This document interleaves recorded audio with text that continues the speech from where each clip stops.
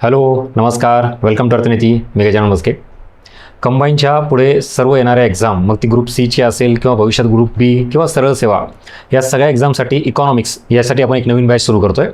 आता या बॅचबद्दलचे सगळे इम्पॉर्टंट पॉईंट्स, म्हणजे मी नेहमी तुम्हाला कुठलीही बॅच सुरू करण्याच्या अगोदर ती बॅच कशी असणार आहे, त्या बॅचमध्ये आपण काय घेणार आहे, कशा पद्धतीने सिलेबस कव्हर करतो आहे, या सगळ्या गोष्टींची इन्फॉर्मेशन अगोदरच तुम्हाला देतो आहे. त्याचं कारण असं आहे, तुम्हाला जर हे सगळे मुद्दे पटले, तुम्हाला कम्फर्टेबल वाटलं तर तुम्ही जॉईन करा. नाही तर होतं काय की बऱ्याच वेळा आपल्या काही गोष्टी आपण अपेक्षित करतो पण तसं काही मिळत नाही आहे. म्हणून मी पहिल्यांदा पूर्ण बॅचची डिटेल इन्फॉर्मेशन तुम्हाला सांगतोय आणि त्याच्यानंतर मग तुम्ही डिसाईड करा की आपल्याला येणाऱ्या परीक्षेसाठी हे उपयुक्त आहे नाही. It's your choice. चलो, सो ही बॅच आहे 2026-27 मध्ये. आता पुढे येणारी जी काही कंबाईनची सगळ्या एक्झामची जी तयारी करायची आपल्याला इथं दिलेलं आहे, या एक्झामसाठी हे कामाला असणार आहे. हे बाकीचे वैशिष्ट्य मी सांगतो. बॅचची सुरुवात आहे आता 1 तारखेला, 1 जुलै बुधवारी, आणि वेळ असणारी दुपारी 3 वाजता. हा आपला ॲड्रेस लेक्चर हॉल ऑफिस.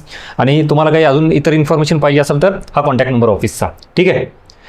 सगळ्यात महत्त्वाचा पॉईंट आहे बघा, आता या बॅचमध्ये जे आपण अपडेटेड बॅच म्हणतो त्याच्यामागे काय उद्देश आहे? उगाच काहीतरी बॅच आपण टाकायची आणि मग तेच सगळं कंटिन्यू करायचं जे मागच्या बॅचला घेतलेलं आहे. फक्त आत्ता सुरू झाल्यामुळे तर अपडेशन म्हणायचं का तर अजिबात नाही आहे. मी कम्प्लिटली कुठलीही बॅच नवीन जर सुरू करत असेल तर रिसेंट आत्ता झालेला आयोगाचा कुठलाही पेपर असू द्यात, मग तो विचारात घेऊनच पुढे जे काही टीचिंगमध्ये, टॉपिकमध्ये, कंटेंटमध्ये बदल करायचा असतो तो बदल करूनच बॅच सुरू करतो. त्यामुळे आता रिसेंट जो 14 जूनला ग्रुप बीचा प्रिलिमचा पेपर झाला तो आपल्याला विचारात घ्यावा लागेल. आणि तुम्ही आता तर मग एवढं काही बदलत असता का? नाही, थोडंच काहीतरी बदलतं, पण ते एक बदल जे आहे ना तेच आपल्याला पुढे येणाऱ्या परीक्षेमध्ये एका पॉईंटने सुद्धा रिझल्ट घालू शकतो. मग आपल्याला कुठली रिस्क घ्यायची नाही. त्यामुळे जे काही त्यामध्ये आता सगळ्यात महत्त्वाचा बदल तो दिसला की फॅक्च्युअल डेटा, त्याचे प्रश्न याची संख्या कमी होते आणि कन्सेप्च्युअलचे प्रश्न जास्त होते. आता मी असं म्हणतोय म्हणून नाही, तुम्ही स्वतः पेपर बघा जो आता रिसेंट ग्रुप बीचा प्रीचा पेपर झालेला आहे. याच्यावरून एक हिंट काय मिळते आपल्याला की ह्याच्या अगोदरचे आयोगाचे पेपर वेगळे होते आणि इथून पुढे आता जो काय आयोगाचा सगळा पॅनल बदललेला आहे, सदस्य, अध्यक्ष, आणि जे आता आपण सगळा धडाका बघतो आयोगाचा चेंजिंगचा सगळा, तर आता आपल्याला विद्यार्थी म्हणून काहीतरी बदल करावा लागेल. आणि तो बदल म्हणजेच हा इथलचा रिसेंट PYQचा जो विचारात घेऊन करतोय. ह्याच्यामध्ये 2 गोष्टी आहेत बघा. सगळ्यात जास्त डिमांड ऑफ दी आत्ताची सध्याची परीक्षेची डिमांड, एक म्हणजे इकॉनॉमिक्स बाबत सांगतं, कन्सेप्च्युअल क्लॅरिटी हे पाहिजे म्हणजे पाहिजे, याच्याशिवाय तुम्ही आता मार्क घेऊ शकत नाहीत. दुसरा महत्त्वाचा पॉईंट येतो, आता नुसती कन्सेप्ट क्लिअर असून चालत नाही आहे, आधीच्या तुलनेत त्या कन्सेप्टबद्दलचे थोडे डायमेन्शन्स तुम्हाला अजून वाढवावे लागतील. डायमेन्शन्स वाढवणं म्हणजेच काय? उदाहरणार्थ दारिद्र्य टॉपिक मी पूर्ण केलेला आहे, मग आता सापेक्ष दारिद्र्य, निरपेक्ष दारिद्र्य ही कन्सेप्ट आहे. मग त्यात ती तुलना करून केलेली कन्सेप्ट म्हणजे सापेक्ष दारिद्र्य. तुलना न करता किमान निकष ठरवणे म्हणजे निरपेक्ष दारिद्र्य, ही झाली कन्सेप्च्युअल क्लॅरिटी. त्याच्या पलीकडे जाऊन आता पूर्णपणे कुठल्या दारिद्र्याचं निर्मूलन करता येऊ शकतं आणि पूर्णपणे कुठल्या दारिद्र्याचं निर्मूलन करता येऊ शकत नाही, ही डेप्थ कळाली. कन्सेप्ट तीच आहे, डायमेन्शन्स वाढवले मी अजून. नेक्स्ट, जागतिक स्तरावर ज्यावेळेला विचार करतो आपण, सो निरपेक्ष दारिद्र्य ही संकल्पना विकसनशील देशाला लागू होते का विकसित देशाला लागू होते? मग इथं तुम्ही ना सर मला कन्सेप्ट क्लिअर आहे, सापेक्ष निरपेक्ष, मुळात तो प्रश्न झाला सिम्पलवाला होता, तो गेला. आयोगाने त्याच्या पुढे जर ज्यावेळेला विचारलं सापेक्ष निरपेक्षबद्दलच, मी आता पुढचे किती डायमेन्शन्स तुम्हाला ओपन केले, त्यालाच म्हणायचं डेप्थ वाढवणं. आणि डेप्थ वाढवणं म्हणजे उगाच नको तो डेटा वाचायचा, इरिलेव्हंट इन्फॉर्मेशन वाचायची, अजून 2-3 पुस्तकाचे सोर्स वाढवायचे, ह्याला डेप्थ वाढवणं म्हणत नाही. ह्याला उगाच इन्फॉर्मेशन गोळा करणं म्हणतात, जी की इरिलेव्हंट आहे. ॲक्च्युली परीक्षेची डिमांड विचारात घेऊन तुम्ही काय केलं पाहिजे? अभ्यास केला पाहिजे. हे झालं सापेक्ष निरपेक्ष दारिद्र्याचं. ह्याचाच बाबत तुम्ही GDP, GNPचं उदाहरण देतो तुम्हाला. त्या कन्सेप्ट क्लिअर आहेत का ते असं तुम्ही इंडिव्हिज्युअल कन्सेप्ट सांगू शकता. आता डेप्थ वाढवणं म्हणजेच काय? सो डिफरन्स बिटवीन GDP आणि NDP, डिफरन्स बिटवीन GDP आणि GNP, ह्या अजून एक पुढचा. त्याच्यापुढे जर ह्या गोष्टी डिफरन्समध्ये सांगता आल्या तर पुढे आयोग असा प्रश्न विचारतोय आता की GDP पेक्षा NDPची व्हॅल्यू ही नेहमीच छोटी असते, कमी असते. बरं, त्याच्या उलट व्हाईस वर्सा केलं तुम्ही, NDPची व्हॅल्यू ही GDP पेक्षा नेहमीच छोटी असते किंवा कमी असते किंवा जास्त असते. सेम GNP आणि NNPचं केलं तर मग GNP पेक्षा NNP मोठा असतो का छोटा असतो? हे सगळं कन्फ्युजन जे होतंय ना, ह्याला म्हणायचं डेप्थ वाढवून. आणि हे परत सांगतो, आत्ता आयोगाचे रिसेंट PYQ आहेत, ज्याला ज्याला असं वाटतं की सर हे असं आयोग विचारतं का, त्यांनी आवर्जून मागचे पेपर्स, प्रश्नपत्रिका बघावे आणि मग तुम्ही ठरवा काय करायचं ते. हा झाला आत्ताच्या या बॅचमधला सगळ्यात इम्पॉर्टंट पार्ट जो आपण करतोय तो.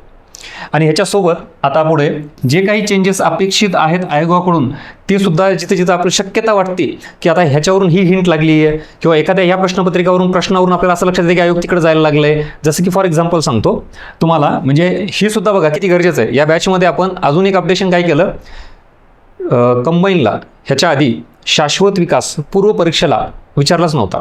म्हणजे MDG SDG हे तुम्ही मागच्या 10 वर्षाच्या प्रश्नपत्रिका काढा, 1 नाही 2 नाही 10 वर्षाच्या, आणि त्याच्यामध्ये मला MDG आणि SDGवर प्रश्न दाखवा. कुठं? कंबाईनला म्हणतो मी. तर मग आत्ता मात्र रिसेंटली ग्रुप Cच्या प्रिलिमला प्रश्न आलेला आहे शाश्वत विकास या टॉपिकवर. मग हे काय आहे की नवीन पॉसिबिलिटी. मग असंच आता त्याच्यावरून एक हिंट मिळाली आपल्याला की अरे शाश्वत विकास टॉपिक तर पूर्णतः आपण स्किप करत होतो का, कारण आयोगानेच विचारला नव्हता म्हणून तर ऑब्व्हियसली आपण ते बाजूला ठेवत होतो, कारण राज्यसेवेला त्याचं वेटेज जास्त होतं. आता मात्र आयोगाने त्या एका प्रश्नावरून आपल्याला हिंट दिली, शाश्वत विकास टॉपिक घ्या. असा अजून कुठला एखादा टॉपिक आहे जो विचारला जात नाही पण आपल्याला करून ठेवायचा आहे, कारण रिस्क नाही घ्यायची. आता असेच आपण प्रयोग करत बसलो तर कसं जमेल.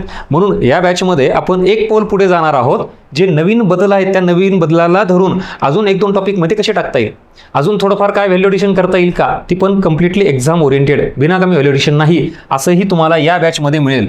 म्हणजे तुमचे एफर्ट्स मी कमीत कमी करायचा प्रयत्न करेल. तुम्ही या बॅचमध्ये एकदा एंटर झालात की ज्या वेळेला शेवट होईल तेव्हा तुम्हाला हा सगळा एरिया झालेला असेल, फक्त तुम्हाला परफेक्शन आणायचं एवढं तुमचं काम उरेल. Next, demand of the exam हे सगळेच फुलफिलमेंट करतात, म्हणजे सिलेबस टॉपिक जे आयोगाने दिलेले ते. आता आपल्या बॅचमध्ये एक अजून प्लस पॉईंट हा असणार आहे ज्याला मी डिमांड ऑफ दी सब्जेक्ट म्हणतो. म्हणजे फॉर एक्झाम्पल काही टॉपिक हे तुम्हाला आयोग डायरेक्टली परीक्षेत विचारलं होत नाही. जसं की फॉर एक्झाम्पल सूक्ष्म अर्थशास्त्र म्हणजे काय, समग्र अर्थशास्त्र म्हणजे काय, असा डायरेक्टली प्रश्न मला दाखवा. परत मी सांगतो 10 वर्षाचे PYQ बघा, डायरेक्टली समग्र सूक्ष्म अर्थशास्त्रावर प्रश्न नाही आहे, पण तुम्हाला इतर टॉपिक आणि कन्सेप्ट करण्यासाठी काही बेसिक एरिया लागतो ज्याला आपण डिमांड ऑफ दी सब्जेक्ट म्हणतो. मुळात इकॉनॉमिक्स या सब्जेक्टची काही डिमांड आहेत, तुम्हाला असे काही टॉपिक करावे लागतात जो त्या सब्जेक्टचा बेस आहे.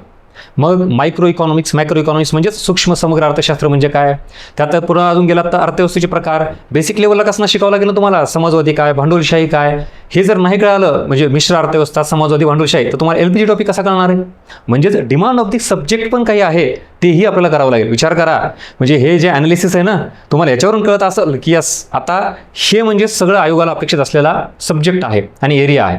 मग ह्याच्या पलीकडे ते शक्यच नाही जाणार, आणि जरी गेलं तर मग काय एवढा करून आपल्याला 1-2 प्रश्नाचा एरिया जरी बाजूला गेला हरकत नाही, आउट ऑफ बॉक्स म्हणतो आपण त्याला, पण 10 ते 12 प्रश्नांचा तरी एरिया ह्याच्यातूनच येऊ शकतो. That's it. विचार करा, हा सगळा पार्ट आपल्याला या बॅचमध्ये कव्हर करायचा आहे, जे इथं तुम्हाला 1 जुलैला दुपारी 3 वाजता, आणि हा आपला ऑफिसचा नंबर आहे इथं. म्हणून अपडेट युअर सेल्फ हा शब्द उगाच दिला नाही, रिसेंट PYQ आणि ट्रेंड पॅटर्न आयोगाचा जो आपण मेन्शन करतोय तो. सो आवर्जून जे पुण्यातले विद्यार्थी आहेत ऑफलाईन समोरासमोर इंटरॅक्शन जे होतं, म्हणजे आता पुण्याच्या बाहेर असणाऱ्याला नाही विलाज आहे, तुम्हाला ते लाईव्ह आपल्याला हे करता येईल बरं का, अर्थनीतीचं ॲप डाउनलोड करा, लाईव्ह इंटरॅक्शन तुम्हाला करता येईल. म्हणून जे पुण्यात आहेत त्यांनी ऑफलाईन यायचा प्रयत्न करा, जे पुण्याच्या बाहेर आहेत त्यांनी रेकॉर्डेड बघण्यापेक्षा लाईव्ह जास्तीत जास्त जॉईन करा. हे जे इंटरॅक्शन आहे ना तुम्हाला खूप चांगल्या पद्धतीने होईल. ठीक आहे, ही बॅच 1 तारखेला सुरू होती आहे आणि कम्प्लिटली आता येणाऱ्या ग्रुप B असेल C असेल, भविष्यात AMBI किंवा इव्हन सरळ सेवा यासाठी सुद्धा ही उपयुक्त आहे. एकदा या सगळ्या गोष्टी इकॉनॉमिक्सच्या केल्या तुम्हाला पुढे मल्टिपल येणाऱ्या एक्झामला हे कामाला येईल. ठीक आहे, चलो नेक्स्ट. आता हे झालं इथपर्यंतचं वैशिष्ट्य. पुढे अजून बघा आता काय, म्हणजे ज्या वेळेला आपण कोर इकॉनॉमिक्स हा एक पार्ट विचारात घेतो त्याच्यामध्ये काय येतं, कन्सेप्च्युअल क्लॅरिटी, जे आत्ताच मी तुम्हाला सांगितलं ते. मग नुसती कन्सेप्च्युअल क्लॅरिटी घेऊन चालत नाही, तर कन्सेप्टचं ॲप्लिकेशन इंटरलिंकिंग हे सुद्धा करायचं आहे. म्हणजे इथं कन्सेप्टबाबत 3 अँगल बघायचे आहेत, एक म्हणजे अंडरस्टँडिंग, दुसरा म्हणजे ॲप्लिकेशन, तिसरा म्हणजे इंटरलिंकिंग. काय ते सगळं सांगेल तुम्हाला. एवढ्या लेवलला आपल्याला काम करायचं सब्जेक्टवर म्हटल्यानंतर काहीही शंका ठेवायची नाही की सर मग असं झालं तर तसं झालं तर. ऑलरेडी जी आयोगाची डिमांड आहे ती सगळी तुमच्यासमोर मांडलेली आहे. त्याच्यानंतर फॅक्ट्सवर सुद्धा त्यालाही हलक्यात घ्यायचं नाही. म्हणजे साधे सिंपल फॅक्ट्सवरचे प्रश्न चुकले सर, कन्सेप्टवरचे सगळे आले आणि फॅक्ट्सवर चुकला, पडलं ना स्पर्धेच्या बाहेर जागेवर. त्यामुळे बेसिक जे फॅक्ट्स आहेत आपले साधे विचारले त्याच्यावर काम करायचं, कन्सेप्टवरही 3 अँगलनी काम करायचं. त्याच्यानंतर करंट इकॉनॉमिक्सलाही सोडायचं नाही. मग ते बजेट सर्वे असेल किंवा इतर करंट असेल, कुठला इंडेक्स असेल त्याची रँकिंग किंवा इतर काही मेजर करंट अपडेट ते सुद्धा तुम्हाला बॅचमध्ये पूर्णतः मिळेल. या करंटच्या सेपरेटली PDF स्वरूपात नोट्स मिळतील, म्हणजे वेगळं कुठून तुम्ही सर्च करायचं, कुठला रिपोर्ट डाउनलोड करायचा आयोगाचा गव्हर्नमेंटचा काहीही नाही, सगळं इथं रेडीमेड मिळेल तुम्हाला. आणि मोस्ट इम्पॉर्टंट आपलं लेक्चर सुरुवात इथून होत असतं बरं का, PYQ अनालिसिस. मग मागच्या काही प्रश्नपत्रिकांचा आढावा घ्यायचा आहे आपल्याला आणि त्या PYQवरून तुम्हाला मी आयोगाची डिमांड सांगेल किंवा कसा पॅटर्न असतो ते सांगेल, प्रश्नाची काय शब्दरचना, वाक्यरचना, ऑप्शन कसे फ्रेम केलेले असतात, हा सगळा प्रकार आपल्याला सुरुवातीला PYQ अनालिसिसमध्ये भरायचा आहे. देन आफ्टर MCQ प्रॅक्टिस, म्हणजे या सगळ्या ज्या कन्सेप्ट फॅक्ट्स आपण समजून घेतलेल्या पाठ केलेल्या आहेत त्याच्यावर MCQ प्रश्न.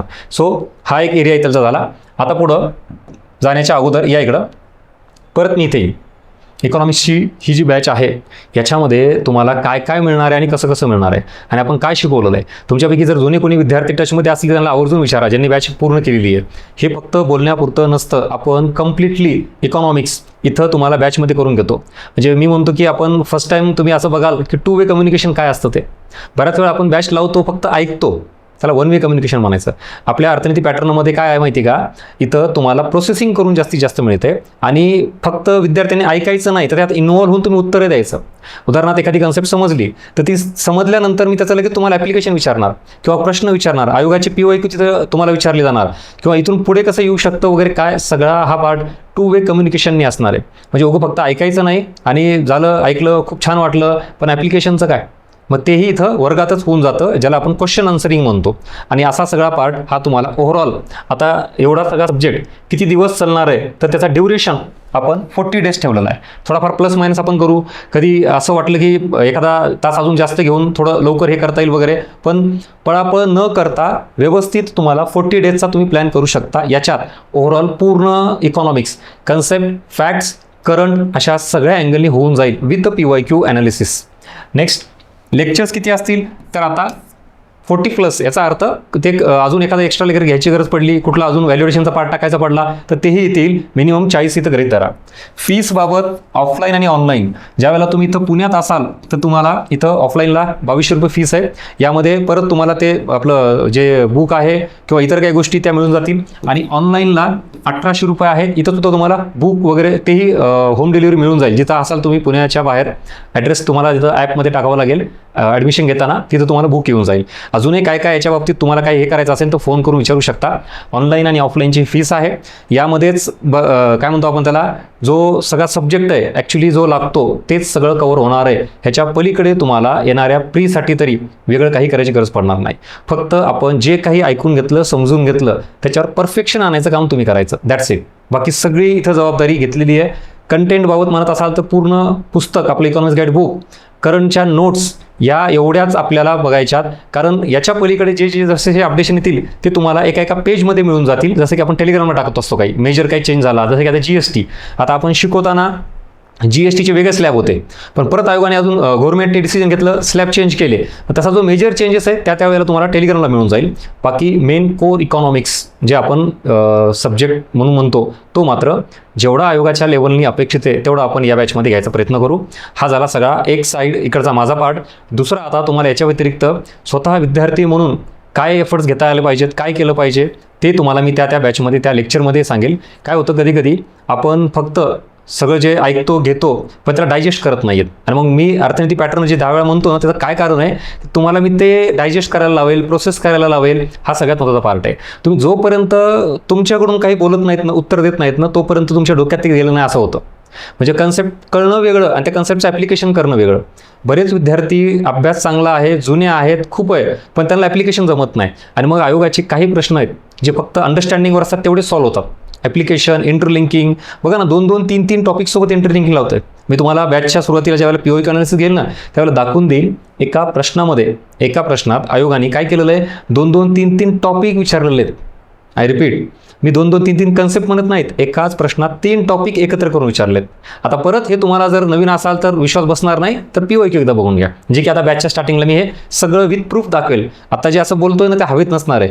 एक ना एक प्रश्न घेऊन समोर हे असा आहे प्रश्न, हा आयोग आहे. एका प्रश्नात 3 टॉपिक कसे येऊ शकतात, वेगवेगळे 3 टॉपिक, मग त्याची लिंकिंग, इंटरलिंकिंग, मिक्सिंग ही कशी असते, ती कशी डिकोड करायची, हा सगळा प्रकार आपल्याला बघायचा आहे. So this is all about batch information, batch details.